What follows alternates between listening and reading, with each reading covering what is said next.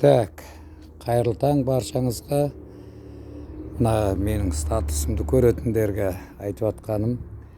Бүгін 1 мамыр, мереке құтты болсын, 2025 жылғы. Сол бір айта кететін зат нәрсе.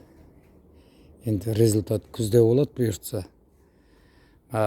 Көршім болды, Әділ деген. Қараш жігіт 74 жылғы, иманды болсын, қайтты. Соң ауласында бір түп алма бар еді. Апорт алмасы будандастырылған.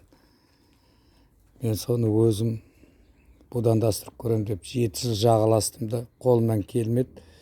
Осы 2-3 жылдықта осы Жаңаөзенде Үсен деген ағамыз бар, бағбан. Сол осы мына алмаға астына мына 6 шақаны будандастырып берді. Содан биыл міне мына жерде бүршік бар. Мына жерде міне түйіне отыр. Бұйыртса күзде көрсетем.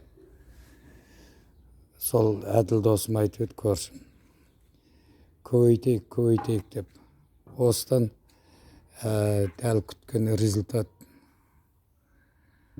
Апорт алмасы шықса, осыны көбейтуге атсалысуымыз керек бәрімізде. Қызыл дұрыс апорт алмасы еді.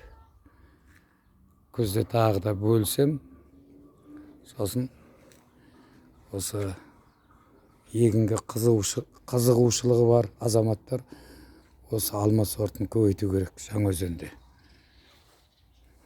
Міне мына жерде түйіндері бар, міне.